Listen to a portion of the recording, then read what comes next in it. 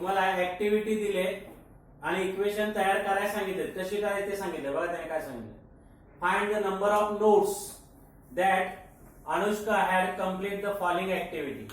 पहिलं काय सांगितलंय, अनुष्काकडे 100च्या एक्स नोट्स आहेत आणि 50चे किती आहेत, वाय नोट्स आहेत. त्याच्यावरून इक्वेशन 1 तयार करायचे आणि इक्वेशन 2 तयार करायचे. इक्वेशन 1 मध्ये तिच्याकडे 100 रुपयाच्या एक्स नोट्स आणि 50 रुपयाच्या वाय नोट्स आहेत. त्या दोन्ही मिळून किती होत आहेत पैसे, 2500 रुपये. आणि नोटांची अदलाबदल केली, इंटरचेंजिंग द नंबर, तर तिच्याकडे पहिल्या रकमेपेक्षा 500 रुपये कमी मिळतात. म्हणजे 2500 मधून 500 गेले म्हणजे किती मिळतील, 2000 मिळतील. बरोबर. तर आपण सोडूया प्रत्यक्षात ऍक्टिव्हिटी. सोल्युशन बघा इकडे हे आहे तसं लिहूया. लेट किंवा सपोज, लेट आणि सपोज एकच आहे. समजा सपोज दिले तर सपोज लिहूया. Suppose Anushka had X notes of ₹100. बरोबर. 100 रुपयाचे किती नोट आहेत, X. बरोबर. and Y किती आहेत, and Y notes of ₹50. बरोबर. आता बघा इकडे सपोज म्हणजे समजा Anushka had x notes of ₹100 and Y notes of ₹50. आता फ्रॉम द फर्स्ट कंडिशन, आता पहिल्या अटीनुसार काय सांगितलं बघा, काय इक्वेशन तयार करायचं बघा, की दोन्ही मिळून 2500 रुपये म्हणजे किती, 100 रुपयाच्या एक्स नोटा अधिक दोन्ही मिळून सांगितले ना, मग काय होणार 50 रुपयाच्या वाय नोटा आणि दोन्ही मिळून किती आहेत रे, 2500. कसं इक्वेशन कंडिशन 1 सांगितले त्याने की दोन्ही मिळून तिला किती रुपये मिळाले, 2500. म्हणजे 100 रुपयाच्या एक्स मानलेत आपण आणि 50 रुपयाच्या वाय. आता इथे बघा तुम्हाला 50 ने भाग घालवू शकतात. 50 ने भाग घालवता येते, 50 दुने 100, 50 एके 50. इथे काय येईल रे, 50 ने भाग घालवलं तर काय येईल, 5 5 25 आणि 0 काय येईल रे, divided both side by 50. Both side by काय लिहा 50. म्हणजे दोन्ही बाजूला कशाने भागलं, 50 ने भागलं. बरोबर. हे काय झालं तुमचं इक्वेशन 1. आता फ्रॉम सेकंड कंडिशन,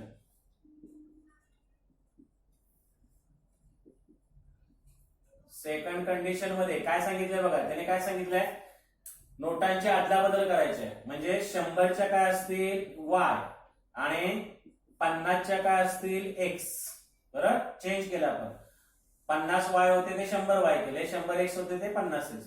आणि त्यावेळेला काय होते माहितीये का, हे 500 रुपीज लेस म्हणजे पहिले 2500 तर आता किती होणार मग 2000. का 2000, 500 रुपये कमी मिळालेत ना तिला. आता इथे सुद्धा 50 ने भाग जातोय बघा. म्हणजे इथे किती 2y अधिक काय एक्स बरोबर काय येईल रे, 5 चौक 20 40. बरोबर. हे काय होईल इक्वेशन 2. पण इथे पहिल्यांदा आपण लिहूया divided by both side, divided both side by कितीने बोललं रे, 50. आता इथे x पुढे घेऊया आपण, x अधिक 2y बरोबर किती येईल 40. हे काय झालं इक्वेशन 2. बघा x पाठी आलाय आपण पुढे घेतला. आता इक्वेशन 1 आणि 2 कडे बघा काय झाले रे, 2x इथे बघा सहगुणक इंटरचेंज झाले आणि सहगुणक इंटरचेंज झाले तर आपण काय करतो, एकदा बेरीज आणि एकदा वजाबाकी. आता आलं लक्षात. म्हणजे काय येणार, तुम्ही पहिल्यांदा काय कराल बघा इकडे, ऍडिंग इक्वेशन 1 and 2. पहिल्यांदा बेरीज 1 आणि 2 यांची काय करूया, बेरीज करूया. आता एक काय सांगा, 2x अधिक y बरोबर 50 अधिक x अधिक काय 2y बरोबर काय 40. म्हणजे काय येईल बेरीज केल्यानंतर? बेरीज काय येईल? 5 आणि 4 9. इथे काय येईल? 3y आणि इथे काय येईल? 3x. 3 कॉमन. x अधिक y बरोबर 90. x अधिक y बरोबर 90 भागिले 3. x अधिक y बरोबर किती येईल? 30. हे काय तयार होईल? इक्वेशन 3. बरोबर लक्षात आलं? आता काय करायचं रे? वजाबाकी. सबट्रॅक्टिंग इक्वेशन काय रे? 2 फ्रॉम 1. आता 1 काय आपला? 2x अधिक y बरोबर 50 वजा x अधिक 2y बरोबर 40. वजाबाकी करताना एक ओळ सोडायची. का एक ओळ सोडायची रे? चिन्ह बदलण्यासाठी. मग आता इथे काय येईल? वजा वजा वजा बदललेले चिन्ह राऊंड केला आपण. 50 मधून 40 गेले किती राहिले? 10. 2y मधून y गेले किती राहिले? y आणि मोठ्या संख्येचं चिन्ह. 2x मधून x गेले किती राहिले? x. म्हणजे x वजा y बरोबर 10. हे काय झालं? इक्वेशन 4. नाही कळलं? समजलं? आता काय करायचं रे? या दोघांची बेरीज केली की तुम्हाला काय मिळेल? एक्स वाय ची किंमत मिळेल. ठीक आहे? आता काय करूया आपण? Adding equation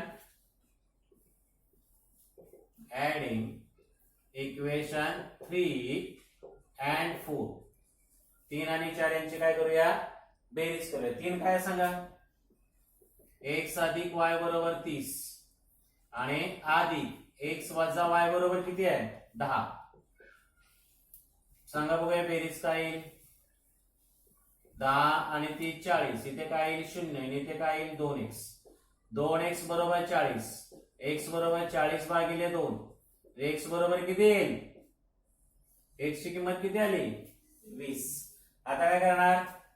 put value of x is equal to 20 in equation कशामध्ये टाका? 3 मध्ये. x अधिक y बरोबर काय? 30. 20 अधिक y बरोबर 30. y बरोबर 30 वजा 20. y बरोबर किती येईल? 10. कळतंय का? म्हणजे तुम्हाला काय विचारलंय त्याने की याच्या नोटा किती आहे? 100 रुपयाच्या आणि कशाचे विचारलेत? 50 रुपयाचे. म्हणजे काय लिहायला आन्सर? बघा इकडे. अनुष्का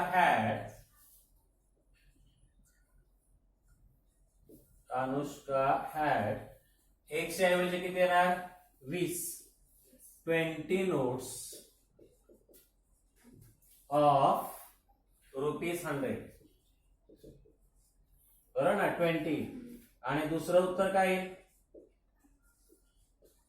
अनुष्का हॅड y च्या जागेवर किती येणार आहे? 10 नोट्स ऑफ रुपीज काय येईल? 50. हे उत्तर काय आलं रे? 100 रुपयाच्या किती नोटा आहेत? 20. आणि 50 रुपयाच्या किती नोटा आल्या आपल्या? 10. तर अशा प्रकारे सोपं एक्झाम्पल आहे. फक्त जरा नीट लक्षात घ्या. ऍक्टिव्हिटी आहे. तुम्हाला इक्वेशन तयार करता आले की पुढे तुम्हाला सोडवता येते. अशा प्रकारे आपलं तिसरं एक्झाम्पल झालंय. लगेच आपण चौथं एक्झाम्पल घेऊ. एक्झाम्पल नंबर 4 बघा काय दिलंय. The sum of the present ages of Manish and Savita is 31 years. म्हणजे मनीष आणि सविता यांच्या वयांची बेरीज किती दिली आहे? 31 वर्ष. 3 इयर्स अगो म्हणजे 3 वर्षापूर्वी मनीषचं वय, Manish age was 4 times Savita's age at that time. 3 वर्षापूर्वी मनीषचं वय सविताच्या वयाच्या काय होतं? चौपट होतं. Find their present age. तर त्यांची आजची वय काय आहे असं विचारलं. बघा अतिशय सोपं एक्झाम्पल आहे. Solution. Let age of Manish घेऊया पहिल्यांदा किंवा Manish present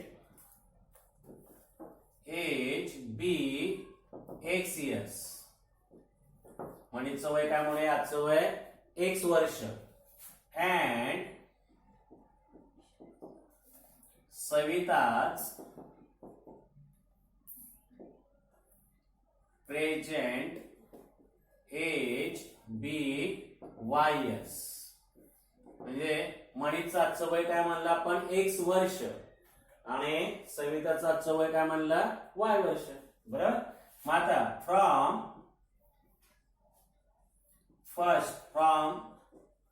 the first condition, पहिल्या अटीनुसार काय पहिली अट दिलेली आहे कोण सांगेल? Sum of present age of Manish आणि सविता इज 31. प्रेझेंट एज काय त्यांची X आणि Y, त्यांची सम म्हणजे काय रे बेरीज, किती येते 31. हे काय झालं इक्वेशन 1. पुढे काय सांगितलंय 3 years ago. बघा इकडे 3 years ago म्हणजे 3 वर्षापूर्वी काय असेल रे मनीषचं एज? मनीष एज वॉज काय असेल X वजा 3. आजचं वय जर X आहे तर 3 वर्षापूर्वी काय असणार X वजा 3. 3 वर्षानंतर असतं तर काय आलं असतं X अधिक 3. पूर्वी विचारले ना. अँड सविताच एज वॉज काय असेल रे Y मायनस 3. बरोबर ना. मग आता काय लिहाल दुसऱ्या अटीनुसार फ्रॉम द सेकंड कंडिशन. काय सेकंड कंडिशन? बघा 3 years ago Manish age was, Manish age काय X वजा 3 बरोबर 4 टाइम्स म्हणजे 4 पट. आणि कुणाचं वय? सविताचं वय. सविताचं वय काय Y वजा 3. नीट बघा काय केलं ते X वजा 3 कुणाचं आहे मनीषचं एज आणि 4 ने 4 ने गुणले 4 टाइम्स म्हणजे 4 पट म्हणजे गुणिले. आता हे सोडवूया आपण हा. X वजा 3 4 ने आतमध्ये गुणा 4Y 4 3 12. आता Y इकडे घ्या. आता हे अधिक आहे तिकडे काय होते वजा 12 अधिक 3. बघा इकडे 4Y अधिक आहे ते वजा झाले आणि वजा 3 इकडे आहे तिकडे काय झाले अधिक झाले. म्हणजे X वजा 4Y बरोबर वजा 9. 9 10 11 12 मोठ्या संख्येचे चिन्ह. याला काय म्हणूया इक्वेशन 2. आता इक्वेशन 1 आणि 2 मध्ये X बॅलन्स आहे पण तुम्हाला काय करावं लागेल चिन्ह समान आहेत म्हणजे वजाबाकी. काय करावं लागेल वजाबाकी. मग कसं सोडवा सांगा बघूया. सबस्ट्रॅक्टिंग इक्वेशन काय करूया 1 किंवा 2 फ्रॉम 1 म्हणजे 1 मधून 2 काय करूया वजा. 1 काय सांगा X plus Y is equal to 31 minus हे काय सांगा X minus 4Y is equal to -9. एक ओळ सोडायची का रे चिन्ह बदलण्यासाठी वजाबाकी करताना. म्हणजे इथे वजा येईल इथे वजाचं काय होईल आधी इथे आधी. बघा इथे काय होणार आहे चिन्ह बदलली वजाचं अधिक आणि अधिकचं वजा. मग आता इथे काय होईल बघा 31 आणि 9 अधिक 9 आहे बदललेलं चिन्ह 31 आणि 9 किती झाले 40. आता इथे 1Y आणि हे अधिक 4Y म्हणजे किती झाले 5Y. बरोबर ना. x केला लिहिला नाही लिहिला शून्य तरी चालतो. 5Y बरोबर 40 म्हणजे Y बरोबर 40 भागिले 5 म्हणजे Y बरोबर किती येईल रे बाळांनो 85 40 किती आले 8. बरोबर. आता काय करायचं put value of Y is equal to 8 in equation कशामध्ये घेऊया 1. Y ची किंमत कशामध्ये ठेवली आपण इक्वेशन 1 मध्ये. काय इक्वेशन 1 रे x plus y is equal to 31. x plus y ची किंमत किती आहे 8. x बरोबर 31 वजा 8. x बरोबर किती झाले वजाबाकी 31 मधून 8 गेले बोला 31 वजा 8 8 9 10 11 3 आणि इथे किती येईल 2 म्हणजे किती येईल 23. म्हणजे x ची किंमत किती आली 23. मग तुम्ही आन्सर कसं लिहाल रे. आन्सर काय विचारलंय मनीष प्रेझेंट एज. पहिला आन्सर काय येईल Manish present age is equal to 23 years म्हणजे किती 23 वर्ष. आणि सविताच present age is equal to किती 8 इयर्स.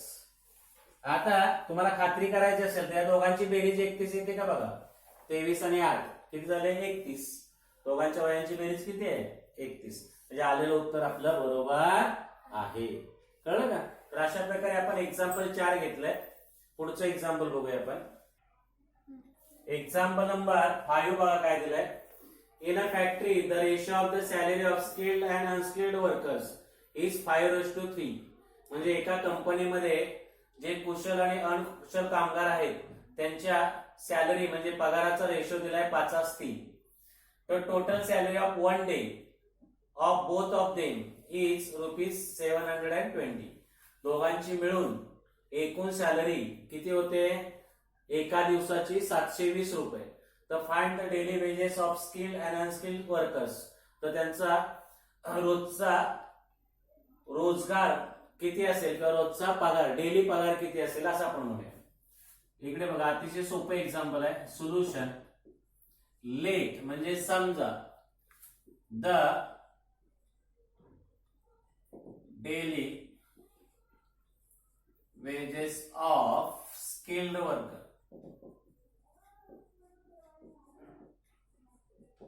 be ₹X. म्हणजे जे कुशल कामगार आहेत त्यांचा रोजचा पगार काय म्हणूया आपण X रुपये. And daily unskilled workers B rupees काय म्हणूया वाय.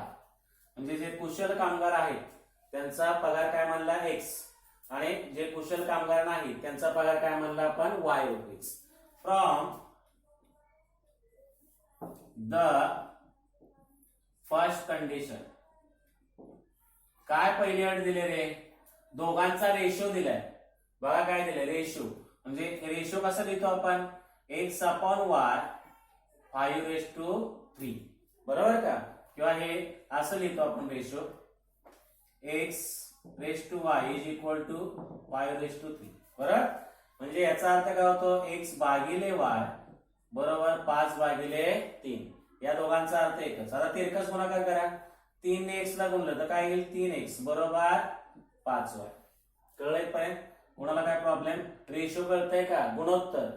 X आणि Y चं गुणोत्तर 5/3 दिलंय. मग X/Y बरोबर 5/3. 3X आणि 5Y म्हणून 3X हे इकडे घेतले तर काय होतील -5Y बरोबर काय येईल 0. याला काय म्हणूया आपण इक्वेशन 1.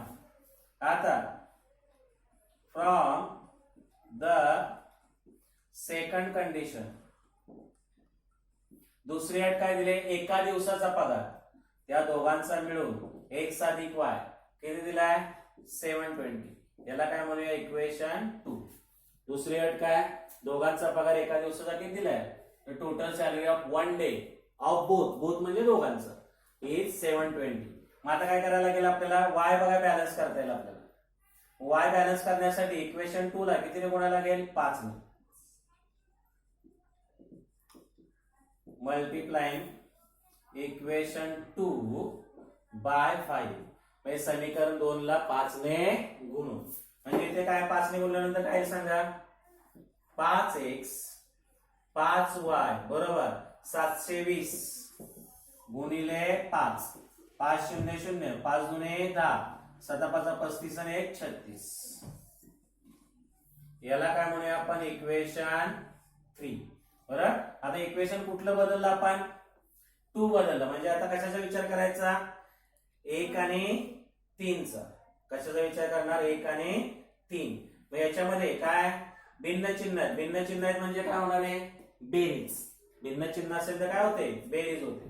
म्हणजे काय करणार तुम्ही ऍडिंग इक्वेशन 1 and 2. समीकरण 1 आणि 2 यांची काय करायची बेरीज करायची. काय समीकरण 1 3X वजा 5Y बरोबर 0 अधिक इथे काय 5X अधिक 5Y बरोबर 3600 बेरीज करायची. म्हणजे इथे किती येणार 3600. आता इथे बघा 5Y जातील म्हणजे इथे किती येईल 5 आणि 3 8x, म्हणजे 8x बरोबर 36 म्हणून x बरोबर 36 भागिले 8 म्हणून x बरोबर आता इथे किती येईल 8 चौक 32 33 34 35 36 म्हणजे 4 आले 8 पंचे 40 आणि 0 म्हणजे x ची किंमत किती आली आपली 450. Put value of x 450 in equation कशा कुठल्या इक्वेशन मध्ये टाकताय 2 मध्ये टाकूया सोपं आहे ना इथे equation 2 x plus y is equal to 720 450 plus y is equal to 720 y is equal to 720 minus 450 y is equal to आता वजाबाकी करायला लागेल मग वजाबाकी करा 720 वजा 450 0 इथे किती येईल 12 तून 5 गेले 7 आणि 5 12 7 तून 5 गेले किती राहतील 5 6 7 270 किती राहील 270 बरोबर आपण वजाबाकी केली. मग आता x आणि y ची किंमत मिळाली म्हणजे आन्सर काय लिहाल आन्सर इथे लिहू शकाल ना तुम्ही काय लिहिणार आन्सर द रोजचा पगार विचारला ना त्याने किंवा रोजचा काय म्हणतो आपण त्याला रोजगार दिसतंय इथे skilled workers is equal to rupees 450 बरोबर आणि daily wages of unskilled worker is equal to rupees 270 कळतंय का म्हणजे कुशल कामगारांचा पगार किती आला 450 आणि अकुशल कामगाराचा पगार किती आला 270 बरोबर ना. म्हणजे अशा प्रकारे आपण काय केलंय एक्झाम्पल नंबर कुठलं सोडवला 5वं. लक्षात ठेवा तुम्हाला फक्त इक्वेशन बनवता यायला पाहिजे. तर आज आपण अशा प्रकारे एकूण टोटल 5 एक्झाम्पल सोडवले. तुम्ही काय करायचे व्यवस्थित बघून लिहायचे आणि 2 वेळा न बघता सोडवायचे.